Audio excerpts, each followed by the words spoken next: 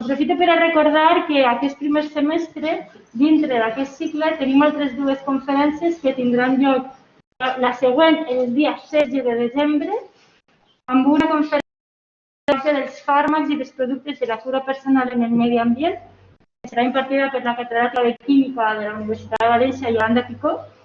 I el 27 de gener tindrem una altra conferència a càrrec de Gabriel Terol, professor del Departament de Teoria de les Llenguatges i Comunicació Audiovisual, una conferència que porta per títol Xina, passat i present, el futur entre Orient i Occident. Vos recorde que són conferències gratuïtes, que estan obertes a totes les persones, a tot el públic en general, a tota la ciutadania, i que es podran seguir de dues formes, sobre presencial, així en el centre, o virtual des de casa. Avui arrenquem aquest cicle, com deia, conferenciant d'excepció, una persona de totes i tots coneguda per la seva trajectòria professional i investigadora, també per la seva presència en els mitjans de comunicació. És la doctora Anna Lluch. Bona vesprada, Anna, benvinguda al centre. És un honor i un luxe tindre't així amb nosaltres. Bé, crec que les presentacions se sobren perquè, com deia, és sobradament coneguda per tots, però sí que m'agradaria una xicoteta referència a aquesta trajectòria seva. Ella, com sabeu, és catedràtica emèrita de Medicina a la Universitat de València, és experta en oncologia i especialista en el tractament del càncer de mama. És coordinadora del grup d'investigació de biologia en càncer de mama de l'INCLIVA, que és l'Institut d'Investigació Sanitària que gestiona la investigació de l'Hospital Clínic de València i de la Facultat de Medicina de la nostra universitat, de la Universitat de València.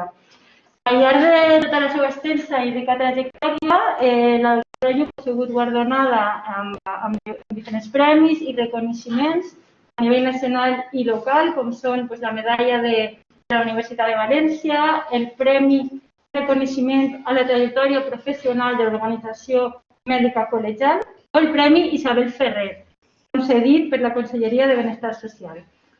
La doctora Lluch també és filla adoptiva de la ciutat de València i va ser condecorada l'any 2017 com a col·legiada d'honor del Col·legi Oficial de Metges de València.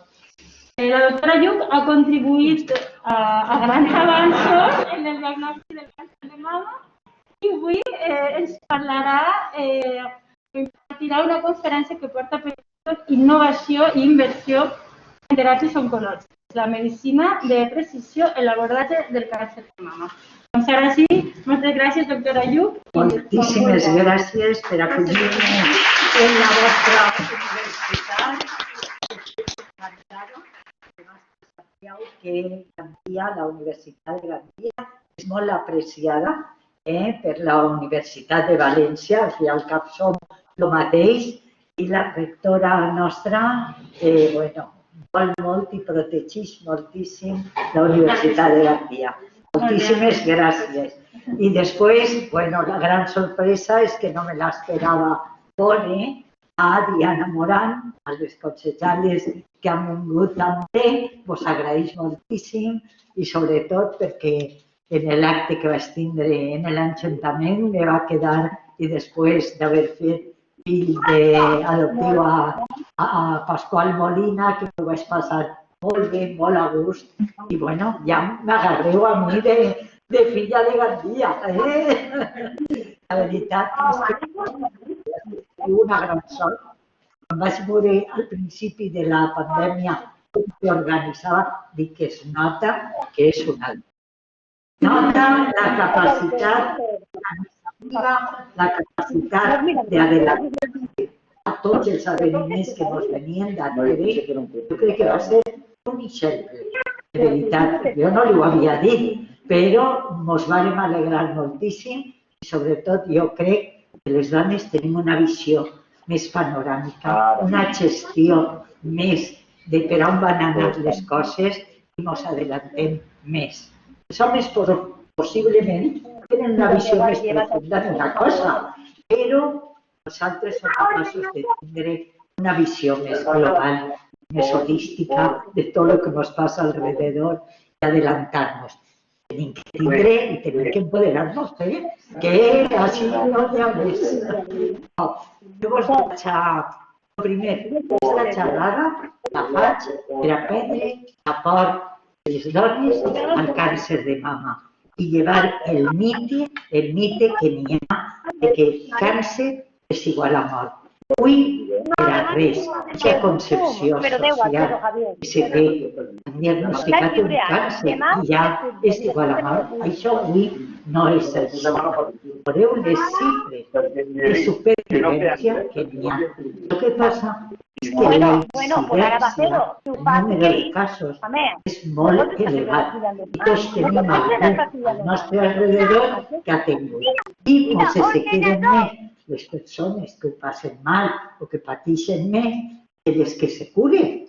Teniu moltíssimes en Gandia que s'han curat. És a dir, però no s'ho podeu imaginar, de veritat us ho dic, Con lo qual, m'agradaria que isquereu d'ací separant aquest concepte i que no el torneu a tindre mai més. Bueno, jo, com sempre, m'agrada parlar de sé, doncs vaig a intentar, perquè el model de càncer de mama s'aprofita per qualsevol càncer. Jo ara us aniré contant i aniré assimilant situacions de mama, de càncer de mama, en altres tipus de tumors. El que passa és que com ens hem dedicat a càncer de mama, som uns grans privilegiats. No n'hi ha tumor que tinga tants avanços com el càncer de mama. És un tumor que hem aconseguit i hem aconseguit en aquests moments curar el 85% de les dones que pateixen un càncer de mama. Per tant, imagineu-se si això és igual a pensar que horror, me vaig a morir. En absolut, el que se necessita és tot conèixer. El coneixement és la base de perdre la por. I fer fulles de ruta. És a dir, el que no pot anar una malalta és a un hospital que li diguen ara farem això, ja. Sí, però... Per favor, tanqueu el micròfon. I això per què? I com? De quina manera? I això m'importa molt als mesos. És el tema de comunicació. La comunicació és fonamental, però ens falta informació, comunicació de cara als malalts, perquè en això se n'aniria la por en un percentatge superelevat. Jo sempre, als que estan deprenent al resident, els dic, el primer que n'hi ha que fer en una malalta és fer-li la fulla de ruta. Cap a on anem? Quin objectiu tenim en els tractaments? Què és el que intentem aconseguir? Quant de temps va estar? I quant de temps que anar-se'n a treballar? És a dir, jo és que me resistís a que se queden de baixa una malalta per tindre un càncer de mama. Un càncer de mama avui, encara que porti tractament, i tot, poden anar a treballar. No tenen per què deixar-se la vida natural i normal que porten, perquè poden, cada persona és d'una manera. Però jo, en quant n'han portat un tractament i veig que el toleren bé, incorpora't a la vida normal. Si no, sols faràs que pegar voltes. Això és molt important. Bé, això és la introducció que podria no ficar en una diapositiva, però vull ficar-vos-les a no deixar-me res i perquè ho entengueu perfectament. Després me feu els comentaris o mentre ho faig que vulgueu sense cap de problema. Mireu, el càncer, o millor dit, les malalties neoplàsiques, qualsevol càncer, agrupades baix el terme de càncer, són malalties totes genètiques. Perquè el primer que fa una persona és preguntar, però el meu càncer és genètic. Una cosa és heredat i una altra cosa és genètic. Tots els càncers són genètics. Per què? Doncs perquè se deuen a mutacions. Mutacions què vol dir? Doncs vol dir que les cadenetes que tenim dins de cada cèl·lula tenen una seqüència perfecta, de cèl·lules normals. Doncs quan aquesta seqüència s'altera, en vez de ser A, B, C, D, sols que siga A, C, D, E, ja té prou. Aquesta cèl·lula es comença a créixer de forma descontrolada i no fa cas a les quirdades del nostre organisme que li diu no creixes, estate quieta, com és una cèl·lula que se transforma en una cèl·lula roïn, no fa cas per a res i se torna anàrquica. I sols, perquè ho sapigueu, el 5% de tots els tumors són heretats.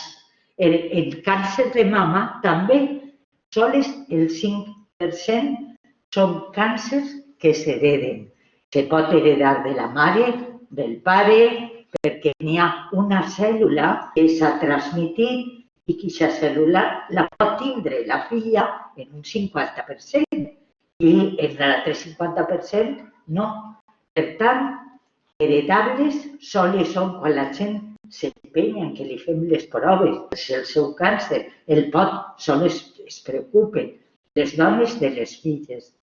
I si la meva filla el pot tindre, o la meva germana, és dir, el caràcter altruista també és molt particular de les dones. I per tant, no tots els càncers, al contrari, sols el 5% són heretats. I ara ja ho podem fins saber quin s'hereta i quin no. Amb la qual cosa, imagineu-se, això fa 6 o 7 anys. Anteriorment, sabien que una mare que havia tingut un càncer, la filla tenia més probabilitat, però no sabíem res més. Ara, en un anàlisi de sang, podem saber quins són els càncers que s'hereden i quins no. I després vos diré per què és important saber-ho. Però nosaltres sabem que 5 o 10% quines persones són. Quines persones compleixen els criteris per a fer-li l'estudi. Per això és tan important. Després, el que és important en el càncer de mama és el més freqüent dels càncers en la dona. El més. 300.000 nous casos cada any en Europa. En Espanya, 27, ja estem en 30-31. 31.000 casos cada any nous de càncer de mama. En la nostra comunitat tenim alrededor de 3.000 nous casos cada any. Però, per supost que la incidència, el número de casos és molt alta. Però el que és molt important saber que la mortalitat del càncer de mama des de fa 10 anys la curva fa aixina, ha fet aixina. I ara veurem per què, perquè ha disminuït la mortalitat, no el número de casos. Això és important. Una de cada 8 dones poden tindre un càncer de mama. No n'hi ha que assustar-se. El que n'hi ha que fer és les coses bé per a intentar curar-se i ja està. Però com el número és tan alt, constitueix un problema de salut pública. Imagineu-se, el càncer de mama en el món, nada menys que 6 a 7 milions de dones cada any tenen un càncer de mama. Més freqüent que ningú de tots. Això és en la dona. La dona i l'home, perquè aquest és el càncer de pròstata. És quasi igual de freqüent. En la dona el càncer de mama. Ja sabeu que els homes a partir de 60-65 anys el més freqüent és tindre un càncer de pròstata. Que també se curen el 80-90% dels casos.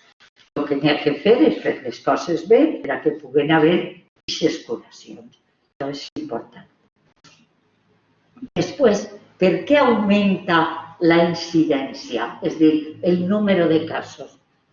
Doncs perquè no sabem què produeix el càncer. Si tinguérem una causa, la llevaríem. Direu, el càncer de pulmó sí que té una causa. Una causa, però indirecta. No tots els que fumen tenen càncer de pulmó, ni els que no fumen no tenen càncer. Però, lògicament, el que fuma té moltes més probabilitats de tindre un càncer de pulmó que el que no. Però en mama no sabem, no n'hi ha factors tan grossos que ens permetisquen dir això evita o això, per tant, diguera que aquests bulos que corren per ahí, de no menjar sucre, de no prendre llet, és malíssima perquè acreixenta les cèl·lules malignes. No teniu que fer cas. No n'hi ha datos científics que apoyen això. No, ni els anticonceptius, que també s'ha parlat molts viatges de que produeixen càncer de mama, no està gens clar. El tabaco, l'alcohol, poden ser coadjuvants, però no causa. Per tant, com no tenim una causa, no podem llevar-la. I per tant, no podem fer el que se diu prevenció primària. Però sí que podem fer prevenció secundària. Què és la prevenció secundària? Detectar el tumor quan és molt xicotet o quan hi ha alteracions que ens donin sospita que pot haver un tumor. Per tant, tenim prevenció secundària, és el que se diu l'eficàcia de la prevenció. Els programes de screening. I teniu que estar orgulloses d'estar en aquesta comunitat. És el programa de screening millor, ha tingut ja 2 premis europeus. Aquesta espera, jo he tingut una teleconferència així i era precisament per parlar del screening, perquè per què en Espanya és tan bo, però sobretot en la nostra comunitat ha amainat la mortalitat per càncer de mama perquè és des de l'any 1992. Ara, més de 25 anys, el programa no s'ha ficat tot alhora, protestàvem tots perquè volíem el programa, ja es començava primer en 700, però és un programa perfecte, molt, molt bo. I produeix descens de la mortalitat. Totes el conegueu, totes les dones de 45 a 70 anys, cada 2 anys, reben una carta dient-los que tenen que anar a fer-se una mamografia. Això és importantíssim, perquè això és el que ha fet que disminuïsca la mortalitat. I no sols això, quin altre factor important ha hagut? La investigació de nous tractaments. Avui tenim tractaments que produeixen la curació en un percentatge molt important, prevenint la recaiguda. Però sobretot la investigació ha fet que avui tinguem tractaments que donen més qualitat de vida i menys efectes secundaris, però sobretot produeixen major curació. Per això vos dia que aquest model del càncer de mama és molt important, perquè ojalà tots els tumors que tenim, perquè els tumors se formen en nosaltres mateixos, no ve res de fora. Qualsevol òrgan del nostre cos, les cèl·lules poden descontrolar-se, igual que vos he ficat jo ahir, des de la mama. Se poden descontrolar. Pot haver càncer de pulmó, de fetge, d'estómac, poden haver càncers de bufeta de l'orina, és a dir, poden haver càncers de tot. Però, i això per què és? Doncs perquè les cèl·lules del nostre organisme, quan més majors se fem i vivim, el viure tant de temps, se multipliquen tants viatges, en un viatge d'aquestes multiplicacions pot formar-se un tumor. Per això no teniu que fer cas dels bulos que diu la gent. No sabem, sols n'hi ha un càncer, n'hi ha un i un hematològic. Hi ha 2 tipus de càncer que tenen una causa, que és el papil·lomavirus del càncer de coll d'útero i d'una malaltia hematològica que és com un mosquit que pica i pot donar aquesta malaltia. Sols coneguem aquestes 2 coses que produeixen càncer. Els altres càncers, no us pregunteu per què a mi, que porto una vida sana, que he tingut una vida, no podem contestar. Si us contestem, us diguem coses que no ho són, perquè no ho sabem. El que sabem molt és com se desenvolupa. però sabem poquet de quina és la causa que produeix que aquestes cèl·lules comencen a créixer. Per tant, tenim prevenció secundària, però no prevenció primària. No tenim la causa i no podem tindre-la. Però després tenim tractaments que en pocs anys han evolucionat moltíssim i sobretot són tractaments biològics. Ja no són quimioteràpia. La gent també sol les esgotar i la quimioteràpia li dona horror. Però avui la majoria de tractaments ja són tractaments d'aquest tipus. En la conferència d'esta esprada diem que ara els malaltes no saps qui és la malalta, si l'acompanyant o la malalta, perquè estan perfectes. És a dir, la qualitat de vida antes era el monyo, la careta. La majoria de malaltes avui ja no porten aquests tractaments, es donava aquesta mala qualitat de vida. Però així veieu en aquesta curva que la curva segueix augmentant. És a dir, per què augmenten tant els càncers de mama? Possiblement hi ha moltes causes que estan produint-los. El tipus de vida que fem, l'estrès que fem, el que sí que influeix és que ara les dones el primer fill el tenen molt tard i l'embaràs en edat jove protegeix del càncer de mama. I així ara l'edat mitja del primer fill són 30-32 anys, per la qual per incorporar-se al treball els fills sempre se retrasen. I això pot ser una de les causes que contribuïsca, però no l'única, en absolut. Però poden ser. El que sabem és que el càncer de mama segueix augmentant. Però la bona nova és que des de l'any 90 les curves de mortalitat baixen d'una manera com que avui podem dir que se curen el 80-85% dels càncers de mama.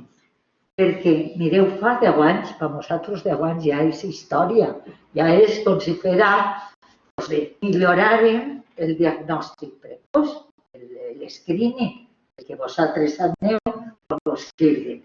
Millorarem la radioteràpia, ja no cremen, millorarem la cirurgia, ja no fa falta llevar la mama. Mireu, els programes d'escreening han evitat llevar la mama. Antes era, això ho està Pasqual molt bé, 20-25% de cirurgia conservadora en els anys 90. I ara estem en el programa d'escreening en el 80%. El 80% de les dones, quan s'operen, no fa falta llevar-se la mama. Sols llevem el tumor i el que és un centímetre. Això és molt més Pasqual que jo, però hem millorat la cirurgia. Millorarem els tractaments hormonals, que eren a pastilletes, i millorarem algo la quimioteràpia, però poca cosa. El que més, perquè nosaltres, la idea que teníem de la investigació era que era donar molt. Quan més fàrmacs, més curaven. Quan més combinació de fàrmacs, més curaven. Més era millor. I se'm dona compte que aquest camí no és. Per què no és? Perquè intentaven matar totes les cèl·lules, les blaves, les roges, les grogues, totes. Però resulta que els tractaments que tenien, que era quimioteràpia, mataven el que mataven. Mataven a lo millor les roges, però no les blaves o les grogues, perquè no era un tractament dirigit, era un tractament per matar, per destruir. I per tant, a lo millor donaven toxicitat sense millorar el que era l'enfermedad. A viatges donaven benefici, però molta toxicitat. El que estava clar és que la quimioteràpia que donaven, que llavors dic que ja hem passat, sobretrataven a moltes malaltes. Tractaven, a lo millor, de menys a altres. I toxicitat sense benefici, perquè era un tractament que no anava dirigit, perquè no coneixíem, no teníem idea de la biologia del tumor. Coneixíem que era de blanc, negre, groc, ja no sabíem més, perquè la tecnologia que teníem fa 10-15 anys no és la que tenim ara en els nostres hospitals mateixa. Perquè la cèl·lula, que tingueu fills, sabeu, jo als meus fills els explicava la biologia de la cèl·lula i diem té núcleo, citoplasma i té membrana. Això era una cèl·lula. Avui, les noves tecnologies i el que coneguem de la biologia s'ha complicat de mala manera. La cèl·lula normal té mecanismes per tots els cantons i això fa que no sapiguem tot el que passa dins d'una cèl·lula. L'ha complicat. Avui sabem les causes d'una cèl·lula, vol dir que no sabem quin estímul té una cèl·lula per a fer-se roïn, però sí que tenim clar com se fa roïn. Quins mecanismes estan involucrats en la malignizació d'aquestes cèl·lules. Sabem que forma gots sanguíneos. Sabem que burla la immunoteràpia, és a dir, la defensa que fa el nostre organisme front a la cèl·lula que no reconeix, com si fos un cos estrany. Sabem tot això, però ens queda molt per saber. Això ha sigut gràcies a la investigació. Perquè mireu, en el segle XIX diagnosticaven bo o roïn. Jo me'n recordo que era un Carlos Carbonell, catedràtic de cirurgia, que m'explica a mi el càncer de mama a 40 anys. Deia, jo m'aixugué una mà, això és roïn. És a dir, a ell tot el que podia haver alrededor d'això no tenia importància. Això era el que diem. Se feia una biòpsia, se mirava al microscopi i diem bo o roïn. Ja està. Però després vingueren la determinació de saber si les hormones eren bones o eren roïns per a aquesta malaltia. És a dir, les hormones com els estrògens del nostre organisme. Després passarem ja a tècniques més sofisticades. I avui estem en això. Tallem un trosset de tumor, fiquem en una tecnologia que ens diu totes les alteracions que té la cèl·lula. Quines són roïns, com tenim que actuar, perquè ens diu A, B, C i D de tota la cèl·lula. I ens dona aquests colorets. Això se porta a una bioinformàtica i ens diu. Per això, avui els comitès de tumors dels hospitals no són ja cirurgians, ginecòlegs, oncòlegs, radioteràpia. Avui ja tenim que incorporar els biòlegs moleculars, els bioestadístics, perquè el que és avui el diagnòstic s'ha complicat de mala manera. Avui tenim que saber tot això. A mi si me diuen que és mal o que és un ductal infiltrat, que és un tipus de tumor, no me serveix per res. No sé com l'ha de tractar. Necessites saber això, els antecedents, totes les maquinàries aquestes, a saber en què tinc que tractar a aquesta malalta. I això, tots els hospitals no poden tindre tot, perquè és una tecnologia cara, però alto. Per això estem treballant en conjunt. Sabeu que nosaltres sempre hem treballat en Gandia i tot el món, totes les malaltes, tenen dret a tindre tot exactament igual. Si no se fa en un lloc, se fa en l'altre. Però el diagnòstic té que fer-se molt ben fet, perquè d'això va dependre el tractament. I ja no fem això de donar quant més millor. Avui què fem en la investigació? Però la investigació al peu de la malalta que tenim, aplicar tecnologies predictives, pronòstics, perfils moleculars, marcadors moleculars i ens dona pas a les teràpies, als tractaments biològics. I això és l'important, perquè sabem que el càncer de mama no sol és una malaltia, és un conjunt d'malalties. I això ha sigut gràcies a comprendre millor la biologia del tumor. Hem passat de donar tractament a tot és igual, agarrar un trosset del tumor, per tot això, el que ens diu és quines alteracions tenen aquestes cèl·lules, echam el substrat genètic de la malalta, i això fa que ens doni un perfil molecular i un tractament específic per a aquesta malalta.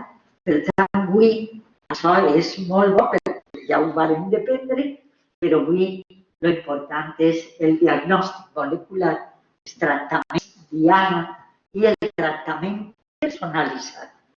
Perquè per res tractem a totes les malalties igual. I ja no per lo gran o lo xicotet, que era el que tratàvem antes, si tenien ganglis o no, sinó que avui tractem en funció de la biologia, no de lo gran o xicotet. I en què hem après? Totes aquestes 4 coses són les que hem après en aquests 10 últims anys. Hem après que el càncer de mama ja no és càncer de mama i ja està. Tenim que saber si depèn de les hormones, si no depèn de les hormones, si és HER2, i HER2 és que les cel·luletes tenen uns receptors. I aquestes malaltes, això vos ho dic de veritat, fa 12-13 anys venien i quan jo les veia deia, senyor, si sols tinc quimioteràpia per elles i sé que tenen un mal pronòstic. I avui volguera que totes foren HER2, que totes tingueren aquests receptors. Per què? Perquè tenim uns tractaments meravellosos a aquestes malaltes. I de passar a ser les pitjors, avui són les millors. Millors que les que porten hormones inclús, perquè tenim tractaments dirigits a elles.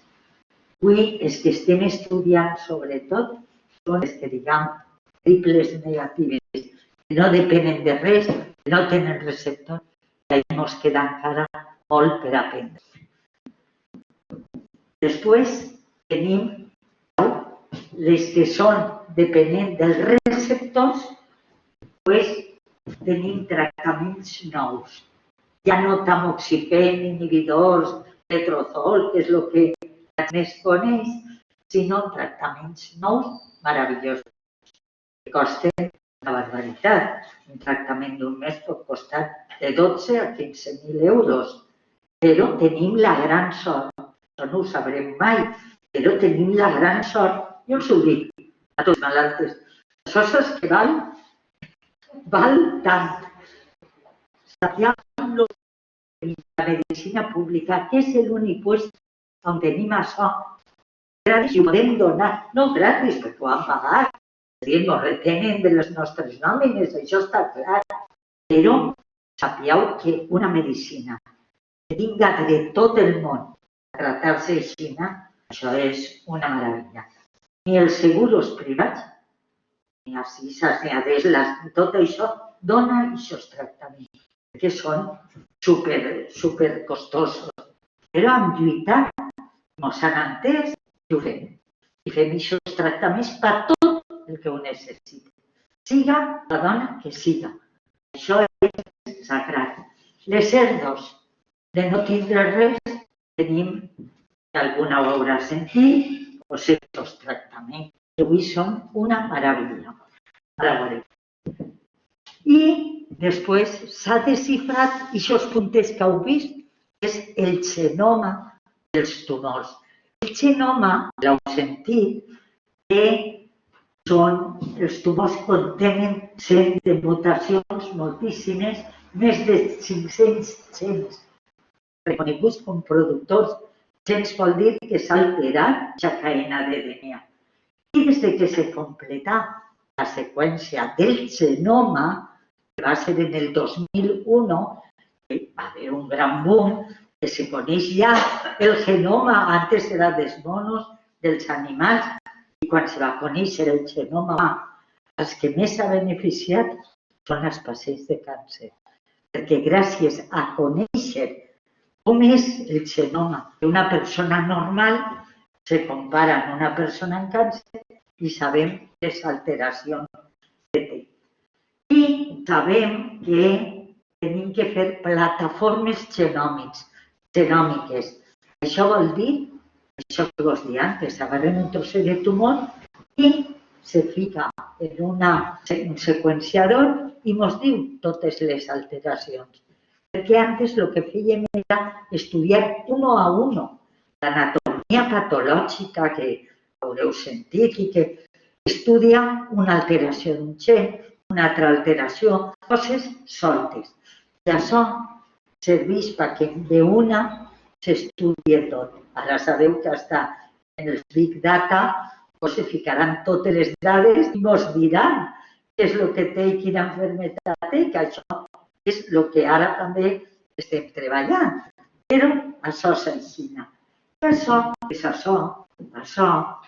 No creu que és ciència-ficció. Això ho fem a les malaltes que ho necessiten. Un 30% de les malaltes es fem test genòmic. Quan venen a ficar-se a que vegem quin tractament tenen que portar. Això se fa i en 15 dies tenim les alteracions que té. I sabem si una malalta necessita quimioteràpia o necessita sols un tractament hormonal. Perquè aquesta seqüència genòmica ens diu la quimioteràpia la farà riure. Entonces, hi ha que donar-li sols teràpia hormonal. Una malalta és d'alt risc i ens diu la quimioteràpia li fa falta. Però en això hem reduït el tractament de quimioteràpia, que antes era per a totes, en un 35%. Que no necessitem donar-los quimioteràpia. Això jo vaig lluitar ara potser 13 anys, perquè no sé si se'n recordareu, però l'Esperanza Aguirre va tindre un càncer de mama. I aquí li se va fer el test a ella, per saber si necessitava tractament o no. Nosaltres que s'enteraren vam dir que si a Esperanza Aguirre li l'han fet, les nostres malaltes no poden ser menys. I armarem un padre muy senyor meu, perquè aquestes tècniques valen 3.500 euros. Però és que nosaltres es fem comptes als directors dels hospitals. És que ficar-se la quimio és un cost també, però com això és un cost que ja està assumit per l'hospital, això és un cost añadit. Però ho vam aconseguir. I avui aquestes proves les fem a la malalta que ho necessita. A la que no necessita no, però a la que ho necessita. I podem fer sense problema. Quines altres coses? Pues el que vos deia antes, el BRCA, saber quins càncers són heretats o no. Quins càncers poden heretar les nostres filles o no. Per què? Perquè això ho sentireu. Ara quan vos diga lo d'Angelina Jolie, tot el món ho sap. Això, quan l'Angelina Jolie, jo vaig agarrar un gra de suport perquè tingui quidars de tots els puestos.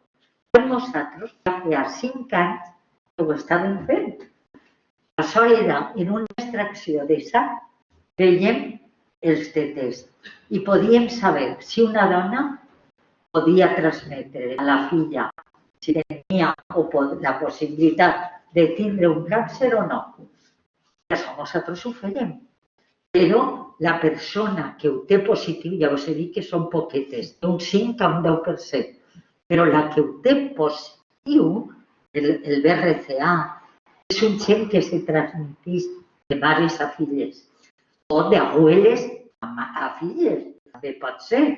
És a dir, se pot transmetre. Nosaltres tenim uns criteris i a més vindrem a Gandia, a l'Hospital de Gandia, a dir que totes les malaltes que compliren aquests criteris, perquè això n'hi ha 5 unitats en tota la comunitat, que se fa el del càncer hereditari, perquè després, si una persona sana no té càncer filla d'una persona que té un càncer de mama, se li fa això i ho té positiu, les probabilitats que té de tindre un càncer de mama a lo llarg de la seva vida són d'un 80% i de tindre un càncer d'ovari d'un 50-60%. El primer que fem és preguntar si volen saber-ho o no, perquè als Estats Units, ja quan has començat, vas començar a demanar per anar a treballar. Se tenia que orquestar tot, perquè això no podia ser. Però què fem amb les persones que ho tenen? Doncs ells, veu com és, sols un 5 o un 10%. Altres tenen antecedents familiars, però es fem la prova i no és. Doncs bueno, el que fem és li oferim a aquesta persona, que no és malalta, perquè no té càncer, és filla o germana d'una persona que el té, li oferim fer un seguiment molt estricte, no sols de mamografia, sinó de ressonància. L'altre oferiment que li se fa és fer una cirurgia profilàctica, vol dir buidar les glàndules i ficar pròtesis per a aquesta persona. Això ho fem si la persona ho vol, li se fa. I quan ja ha tingut els fills que volien, la seva planificació familiar, li s'ofereix llevar-li els ovaris. Però quan ja està en una edat, perquè aquesta probabilitat que us he dit és a lo llarg de la vida. Entonces a una persona jove no, però a una persona més major, ja quan ja ha acabat, li s'ofereix. Perquè això evita que tinguera un càncer de mama o un càncer d'ovari. Per tant, això ha sigut molt important conèixer. Però què li feren a Angelina Jolie? Doncs sa mare tenia un càncer de mama i un càncer d'ovari, li feren l'estudi a ella i tenia el Che, el BRCA. Entonces li feren, li llevaren les glàndules i li feren una ovarina. I això era, però pareixia que descobrien el món, quan així es feia tot això sense cap problema. Doncs bé, ja per últim, què és el que hem fet? I això ja acaba. Doncs que han passat de la quimioteràpia, que l'únic que fa és matar cèl·lules que creixen, per això tenim caiguda del monyo, nàusees i vòmits, la mucosa de l'estómac, les cèl·lules creixen. Doncs bueno, tenim efectes secundaris de la quimioteràpia, perquè no s'ha distingit les cèl·lules roïns de les cèl·lules bones. I ara el que tenim és això, teràpia biològica, que va dirigida a l'alteració que hem conegut aquesta cèl·lula té. I sols va a aquesta alteració que té la cèl·lula. És una teràpia dirigida, biològica. Sol ser per via oral o intravenosa, però no té efectes secundaris. La caiguda del monyo és tan important com que això és el que hem conegut de les cèl·lules. Això són, consideren, els punts diana, els importants, els que fan que les cèl·lules creixin. Si nosaltres som capaços de bloquejar-los en teràpies biològiques, hem aconseguit molt. No intentem matar la cèl·lula. És el que fèiem en la quimioteràpia. Ara el que intentem és bloquejar els puestos alterats d'aquesta cèl·lula. Això són els tractaments biològics. Això són els tractaments que avui utilitzem, no podem, però podem pràcticament, si la malalta d'això dependís, ho va tindre.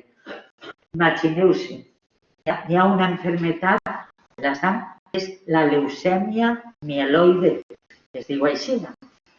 Antes, fa 6 o 7 anys, l'únic tractament que tenia, i se'n curaven un 10%, era el trasplant de molla de l'os. Al·logènic vol dir que si tenia compatibilitat, però la mortalitat per aquest tractament era molt alta. va ser una pastilleta, haureu sentit igual, el cromosoma Filadèlfia, que és una alteració de la cèl·lula, coneguerem l'alteració, que dona que un tractament a bloquejar aquesta alteració, avui ja ninguna malalta ni malalta fa trasplant. En una pastilleta ha sigut capaç de curar-se. És a dir, imagineu-se la gran importància de conèixer aquestes dianes. Bloquejant la diana no feia falta matar les cèl·lules. Pues això és el que ha canviat el nostre concepte. I, bueno, pues en el càncer de mama, el que jo vos deia del receptoret, pues són estos. Això en una cèl·lula que quan li diguem que és d'aquest tipus, té tots aquests receptors. I això fa que creixen i creixen i creixen sense parar les cèl·lules. Pues han trobat 5 medicaments en aquests moments. El que fan és bloquejar aquests receptors. Se fiquen damunt i el bloquegen. Però sols bloquegen aquest receptor, no tota la cèl·lula. I aquests tractaments se diu trastuzumab, trastuzumab, alguna de vosaltres l'haurem portat. És a dir, és un tractament meravellós perquè el que fa és bloquejar i no té efectes secundaris. Ara han passat a tindre-lo subaní, per la qual en aquesta pandèmia no ha tingut que vindre la gent a l'hospital a ficar-se el tractament perquè era com una injecció d'insulina. Per la qual anem millorant no sols els tractaments, sinó com són. Vam fer aquest estudi, moltes dones de Gandia el portaren, la meitat portaven el tractament i la meitat no. Però entraren 15.000 dones en aquesta malaltia. I què va passar? Pues que les que portaven el tractament disminuïa la recaiguda i la mort en quasi la meitat de les malaltes. Con lo qual, les malaltes que havien portat, que havien entrat en els assajos clínics, es van quedar i els va donar el tractament. Això va ser en l'any 2015. Recordo jo que era en Estats Units quan vam veure el resultat i ens quedàrem tots. I després ja no donem un tractament sols, per això vos dic els costosos que són, sinó 2 per bloquejar aquests receptors. Què passa? Imagineu-se el que vos vaig a dir.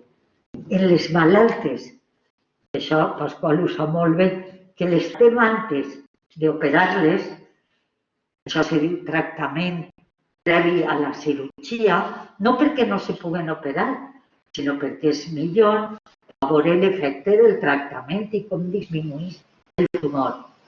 Pues 63% d'aquestes malaltes s'operaven, tenia que continuar operant-se, no quedava tumor, ni en la mama ni en l'axella. Imagineu-se això, les que feien aquesta resposta, en 7 mesos es podia dir que tranquil·la que s'anava a morir d'abueleta, però no del tumor, perquè això era així. Imagineu-se el que hem avançat en poc de temps. I ara són l'últim, això va ser de l'any passat, que ara us veureu i es coneixereu perquè mos van fer en la televisió els 2 premis Nobel l'any passat de Medicina. Què vam descobrir?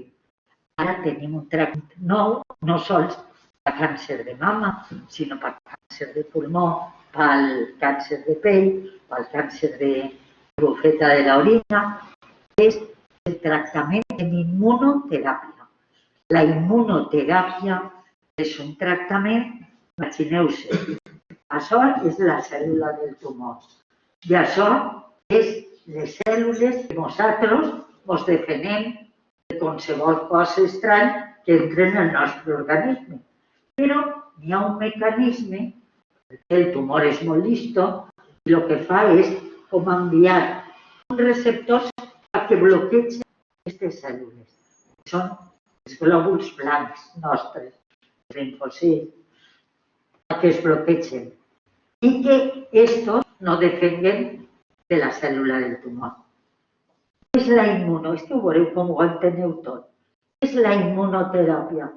Pues el tractament en inmunoteràpia és que se fije ahí i no faci que el tumor bloquegi a la cèl·lula que ens va defensar. Això és el tractament en immunoteràpia. Doncs bé, les cèl·lules T poden reconèixer, atacar i matar a les cèl·lules del tumor, si són capaços de bloquejar això. I això, estos dos, els hauríeu vist l'any passat en la televisió, els dos, un japonès i un americà. Què van fer? Doncs van descobrir, això era així, i van tindre el Premi Nobel. I estos van descobrir que això que a la cèl·lula del mort bloquejava a la cèl·lula del nostre organisme i intentava defensar-se. Doncs això és la immunoteràpia. I ja tenim multitud de tractaments. Però també ens passa el mateix. Són tractaments cars. Però ja hem passat, i en això ja us acabe, me pregunteu el que vulgueu. El tractament del càncer ahir, per no dir fa 5 anys o 7 anys, era un diagnòstic clàssic, el patòleg feia el diagnòstic, el tractament era el que ficàvem nosaltres, que era la quimioteràpia, i és el que fem ara, diagnòstic molecular, tractaments a les dianes, que sabem que són els responsables d'aquest creixement. I per tant, això és el tractament contra teràpies dirigides. Han passat de la quimioteràpia, radioteràpia, al diagnòstic molecular, la teràpia dirigida i la teràpia específica per a cada malalt. En definitiva, un tractament personalitzat. Antes tractàvem igual. Verds, rojos, blaus, tot. Quimioteràpia, matar-la i ja està. Avui diferenciem les roges, les grises, les grogues, les verdes. I a cada una donem el tractament que sabem que li pot anar bé. Per això s'ha aconseguit, gràcies a tot això, que són tots els que treballem junts, cirurgians, patòlegs, radiòlegs, tots. Però em incluïa el biòleg molecular, el bioestadístic, perquè ens fan falta, així que als vostres fills no digueu això per què serveix, perquè el que no va servir-los és ser abogats, ser una carrera d'estes clàssiques que sabem, perquè això ens ha passat a tots, pensant que les carreres noves no anaven a ser carreres. I avui són els que tenen treball i els que són necessaris per a innovar. No vol dir que els altres no, però les coses han canviat i tenim que canviar la nostra mentalitat per a saber com és. I l'era de tractar el càncer per a tots igual s'ha acabat. Això ja no és.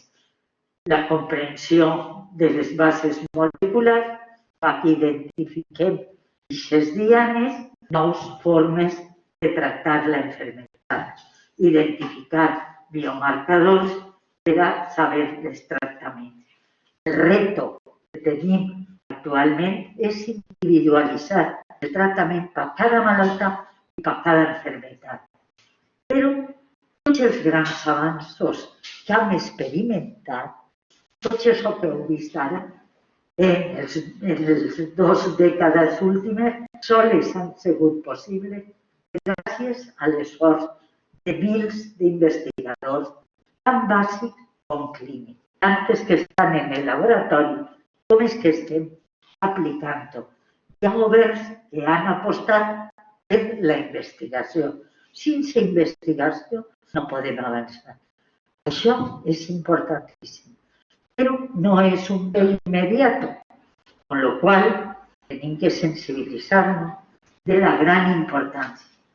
sense investigació no hi ha futur. Això us ho enteneu i sabeu que és així. Però que ho heu entès tot, perquè és clar i senzill, però ho fem complicat nosaltres. Així que, perdoneu que m'ha allargat un poquet massa, a mi m'agrada explicar-ho.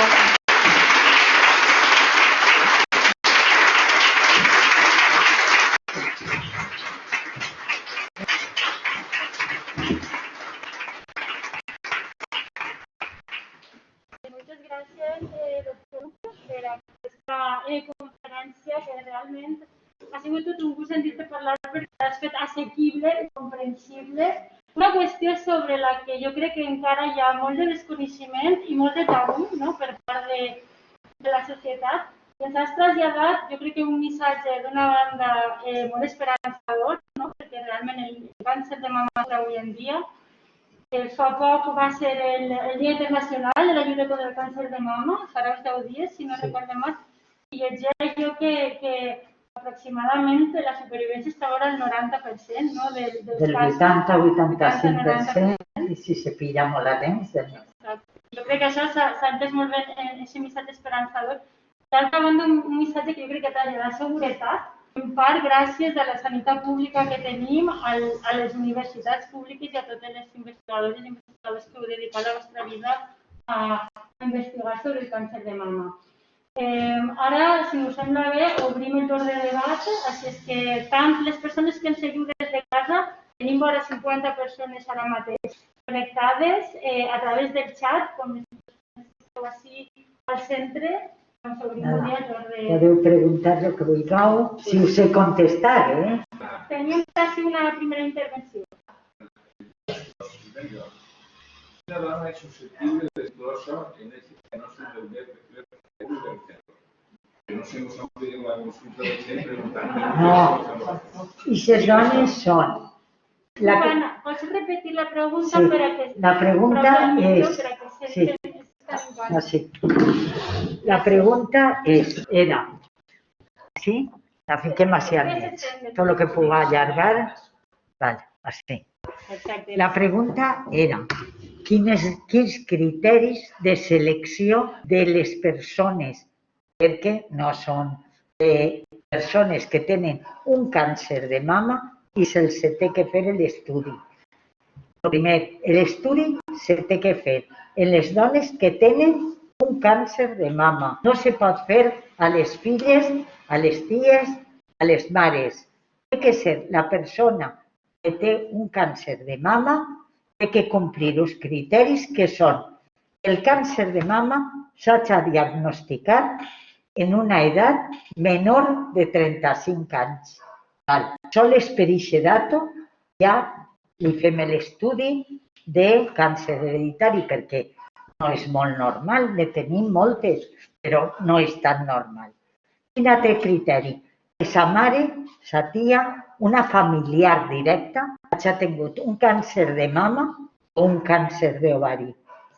Si ha tingut un càncer d'ovari una tia i la mare ha tingut un càncer de mama, li se fa a la mare, i si la mare té el gen alterat, el BRCA, entonces cridem a totes les filles i fills, que els fills també poden tindre, perquè s'hereda en un 50%. Poden tindre filles, fills, i germanes de la mare, i germans de la mare. Si és un home, no tindrà, o sí, no tindrà un càncer de mama, però el més probable és que pugui associar-se càncer de colon o càncer de pròstata. Per la qual cosa, si tenen el gen, se dona apoyo de seguiment. Vostè se farà un estudi cada any d'una colonoscòpia. Se farà un estudi, o si és una dona, mig any, una mamografia, mig any, una ressonància. Se porten allí i se'ls fa el seguiment. Fins que decideixen si volen llevar-se les glàndules. Però, sobretot, antecedents familiars de mama o d'ovari i gent jove. O bilateralitat. les dues mames. Que tinga un càncer de mama en la dreta i un altre en l'esquerra. La bilateralitat és un altre factor de risc. Però sols ho fem a les persones que compleixen els criteris. A les demés, no. I a les filles que no tenen càncer, tampoc. A ninguna persona sana, per què no? Perquè no podem buscar una ulla en un pallar. No tenim cap referència. Si la mare ho ha tingut, la filla ho pot tindre en un 50% de probabilitats, però sols en un 50%, per les lleis de Mendel. I res més. Vos ha quedat un poquet clar? Soles dones en un càncer de mama. Sí, sí. Soles dones en un càncer de mama. Soles. I que tenen que complir els criteris d'haver-lo tingut joves o tindre antecedents en la família de càncers. Una cosa que caldria insistir moltíssim és en l'últim que acabeu de dir. El càncer de mama, el tractament del càncer de mama actual és personalitzat, és un tractament de la casa. Que no se posen les dones a parlar en la cocina que coneix una dona del cor del costat que té un càncer de mama que li té sol, que va i li passa. És un desastre, perquè les dones... Això n'hi ha que dir que ninguna és igual i que cada persona, quan venen en un diagnòstic a soles que no m'ha adoptat l'infiltrat, no me serveix per a res.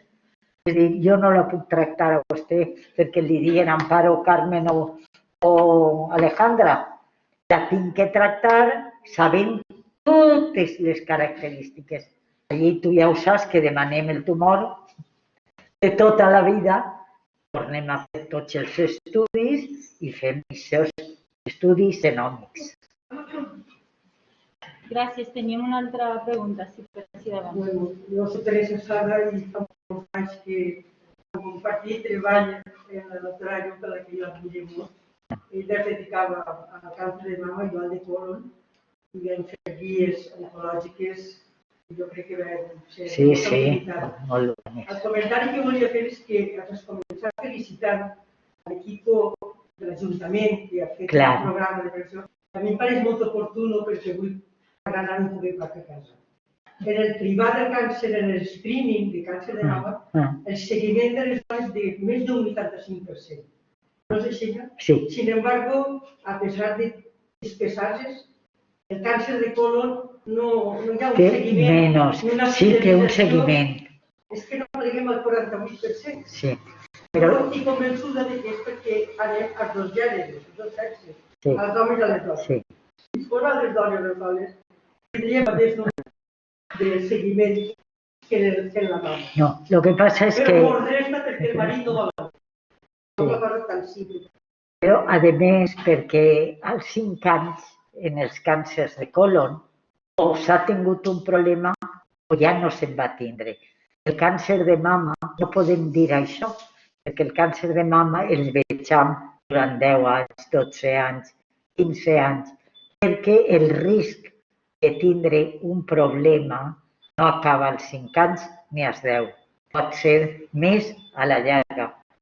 Alguna n'hem tingut de 30 anys després aparèixer un problemeta o aparèixer un tema. Només que m'ha llamat l'atenció i que això també, quan parlava de la prevalència, parlava que primer en la mama, en la dona era la mama i després seguien els altres. I no ha vist el colon.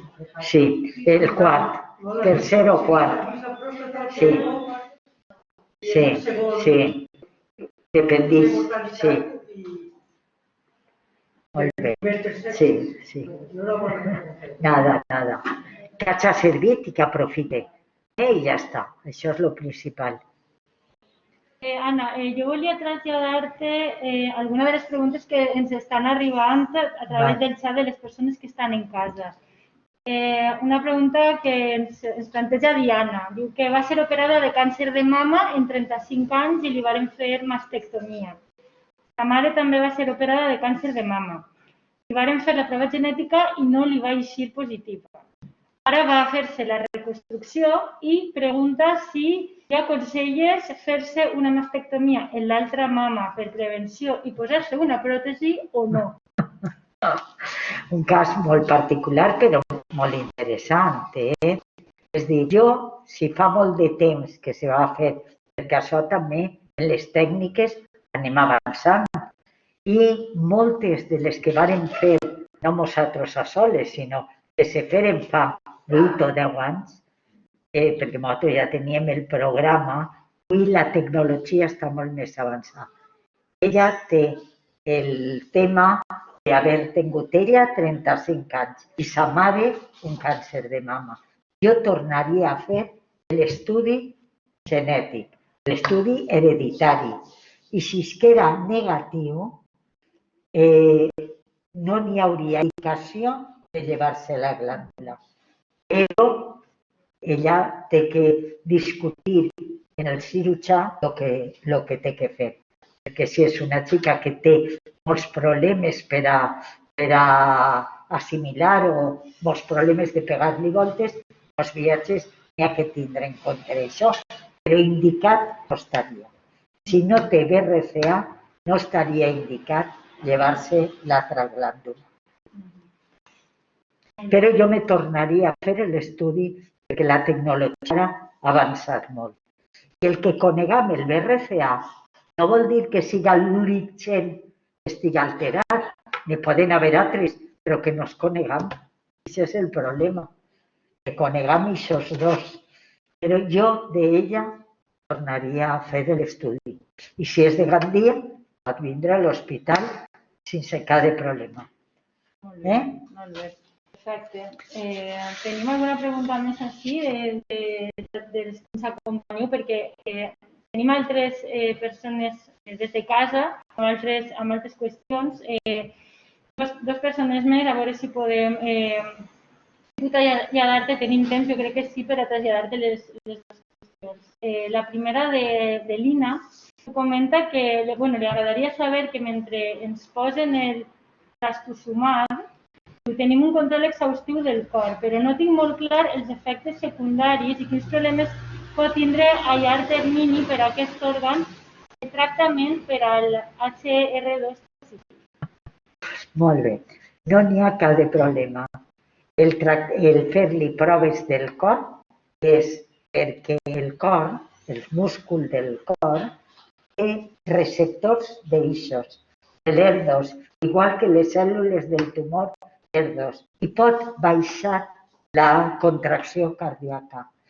A 3 mesos, a les que porten el trastuzumab, que diu ella, l'ER2, es fem una ecocardiografia o una fracció d'ejecció cardíaca.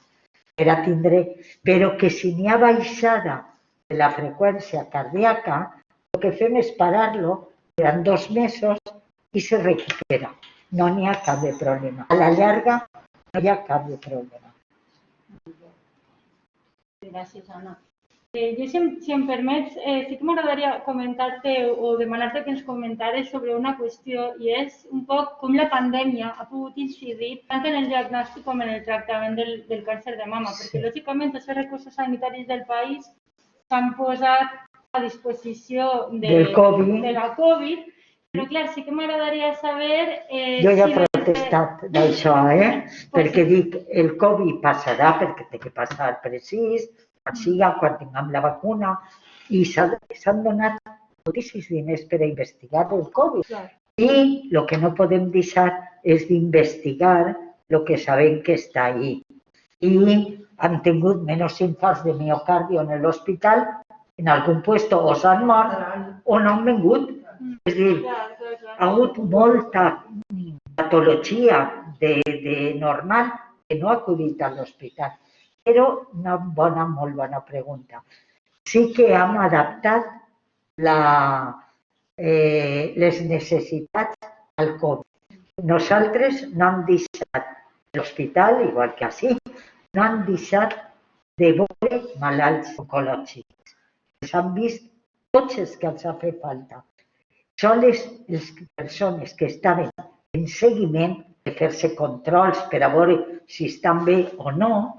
El que han passat és a la consulta telefònica. Venien, se feien les exploracions i el dia que es tocava rebé un missatge de l'hospital dient no acuda, però això ho diem vosaltres, Està pot no vindre, allarguem per a l'altre viatge. I es cridaven per la vesprada a tots. El dia que li tocava consulta, teleconsulta per telèfon, diguem-li l'analítica bé, la mamografia bé, la citem per d'ací 4 o 5 mesos, que hagi passat això i la veurem. Això és el que han fet adaptant les necessitats. Una altra cosa, en vez d'anar a operar, hem intentat disminuir el número d'intervencions en aquests mesos tan horribles, que va ser abril, maig i juny. Vam intentar que les malaltes que se tingueren que operar el càncer de mama o d'un altre càncer, donar-los un tractament per retrasar la cirurgia perquè estiguera, perquè no era el problema de l'operació, el problema era del llits de l'hospital. I ara el que han fet, Pasqual, és adaptar la cirurgia a un dia sense ingrés. És a dir, estem fent la cirurgia de mama sense ingressar, tot el dia. Estan tot el dia amb glicentinella, tal, en el despertar se queden allí hasta que estan bé i se dona l'alta. I al dia següent, cridada per telèfon, veure que tot està bé, i així n'han pogut operar tot. Un altre problema que hem tingut és en les unitats d'screening, que han tancat 2 mesos. Les unitats d'screening han tancat 2 mesos, el mes d'abril i maig, juny ja, i ara ja està totalment obert. Però abril i maig tenien que estar confinats, era impossible anar a fer-se la mamografia. Tampoc hem vist tants casos que ara dic, s'han retrasat, són més grans. De moment, no. Estem fent un estudi comparant d'un any en altre, a veure en què se diferencien els que estem rebentant, perquè ja no és que tanquen l'escreening, sinó que la gent pot anar a l'hospital i no s'acosta a l'hospital i pot mantindre el secret de tindre un problema sense vindre a l'hospital, perquè li dona por l'hospital. Que hi ha conseqüències tant des del punt de vista de recursos de la investigació com des del benestar dels pacients i la seguretat. I la investigació, esperem, no ens han retallat les beques, els projectes, ahí estem, però ens dona un poc de por. Que tot siga pel Covid i que ens retallen. Però allí no sé si algú havia deixat la mà per darrere. Sí. Una pregunteta. És correcte que a partir de 69 anys a les dones no es facin la revisió mamària? Tens tota la raó del món. Estem ara, anem a augmentar a 75 anys. A 75. Però després de 75, cada una pot tenir una expectativa de vida de 10-15 anys, perquè ara l'expectativa de vida és molt més llarga, però no se van a fer controls a partir de 70. Aquesta comunitat és la que en la franja d'edat de major té des dels 45 i la majoria, el 90% de les comunitats del país, d'Espanya, tenen a partir dels 50. 50 fins a 69. Així ara anem augmentant a 75. Però si després teniu un problema i ara que vos el vegin, esteu preocupades, n'hi ha un circuit ràpid oncològic. Vol dir, però, què vol dir?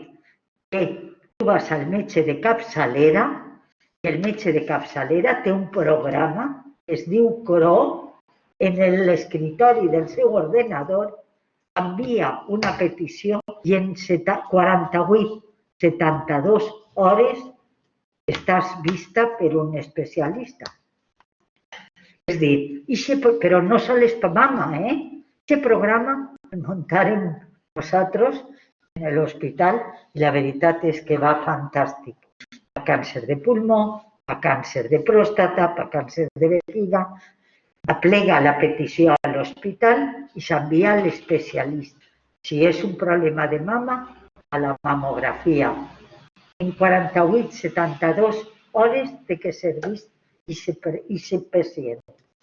El metge, o sigui que a partir d'aquesta edat, el metge de capçalera, primera te pot explorar, cosa que no sap, perquè no s'ha format molt el problema de la mama, però sap que té un programa que pot enviar a l'hospital.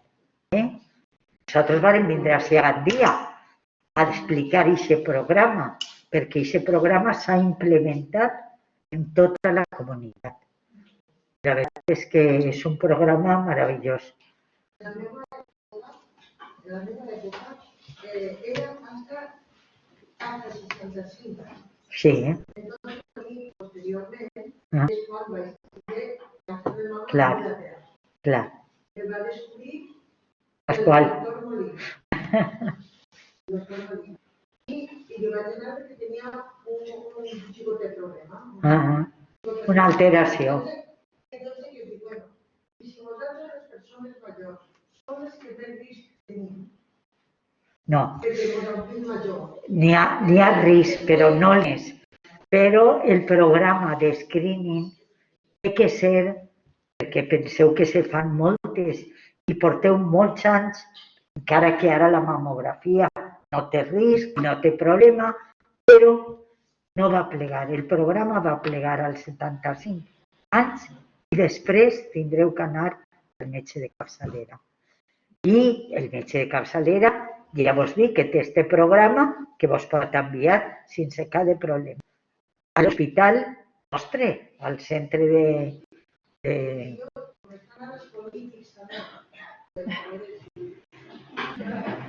Si ho fan, ampliarem fins a 75, però més no. Molt bé. Diana volia plantejar també una pregunta, per favor. Sí, jo volia apuntar en aquest que tenim així i que és més institució que tots els que estem així.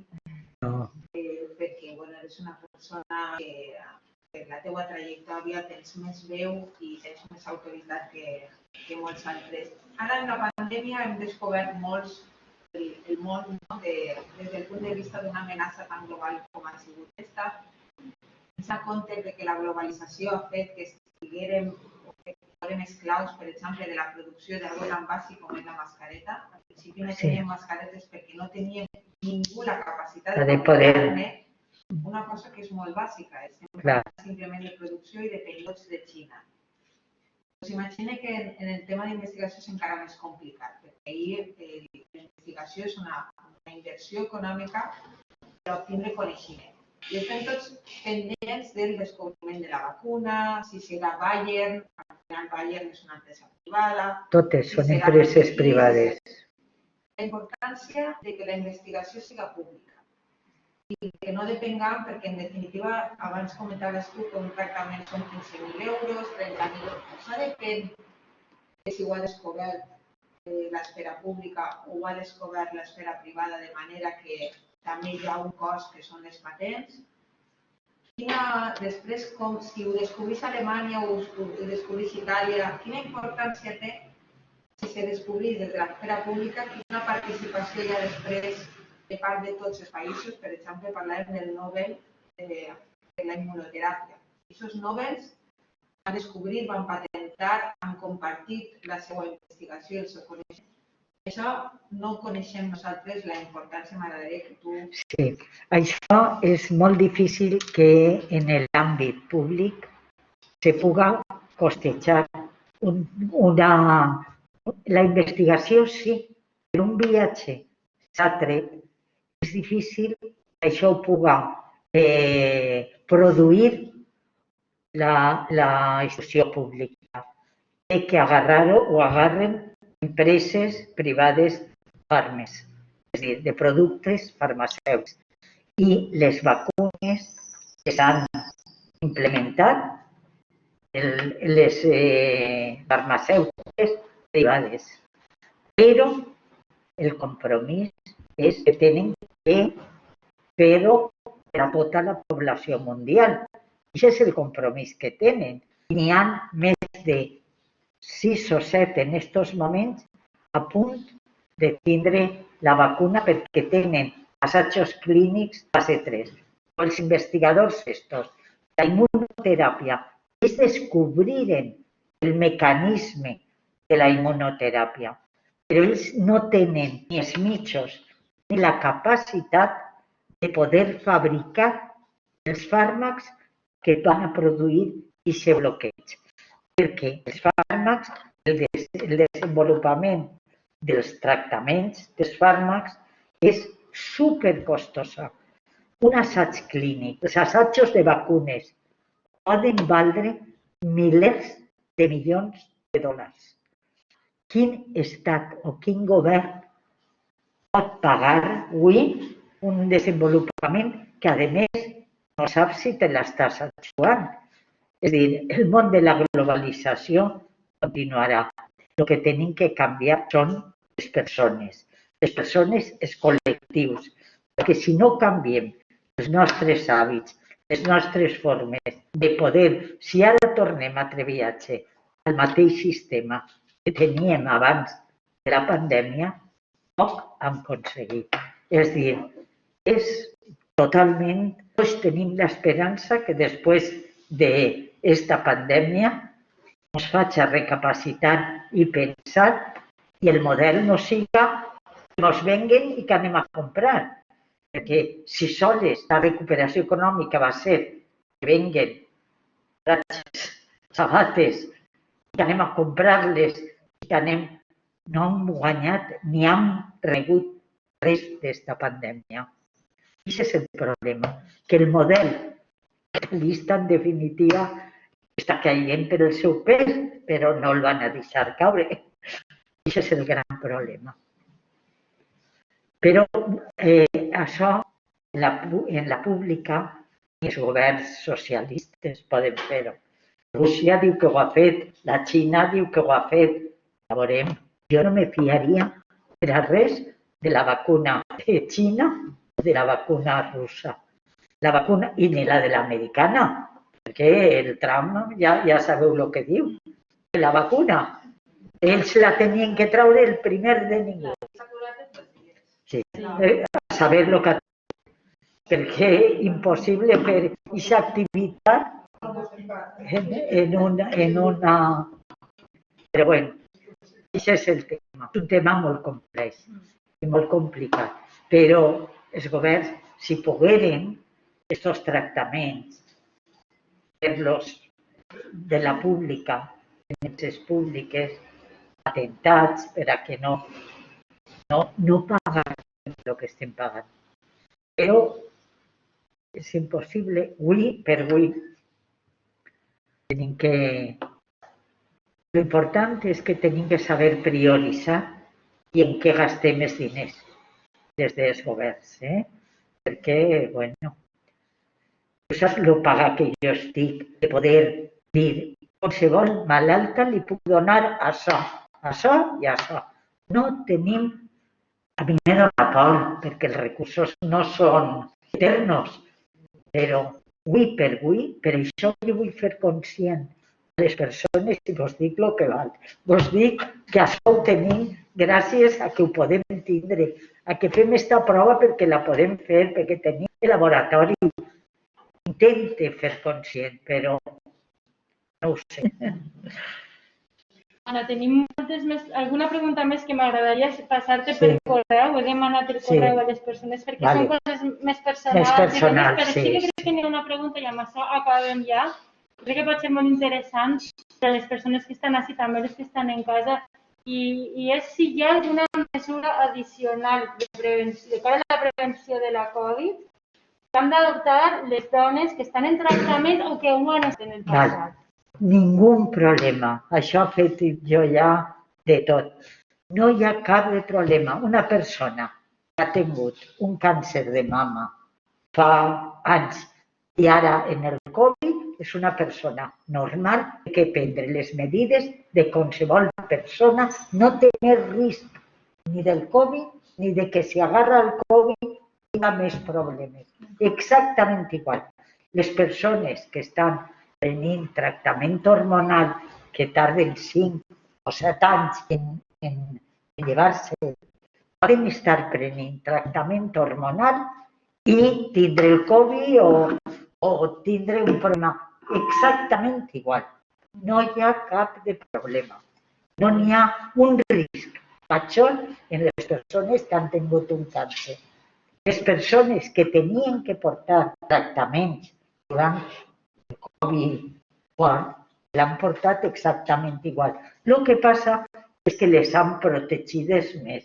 Els han donat factors de creixement, els han fet, però s'han tractat. És a dir, no han deixat de tractar la persona que tenia necessitat. La persona que podien demorar el tractament o donar-li un tractament oral en vez d'intravenós, el donàvem oral. Però no ha fet falta en els tipus de càncers nostres per ninguna excepció especial. Molt bé, moltes gràcies, Anna.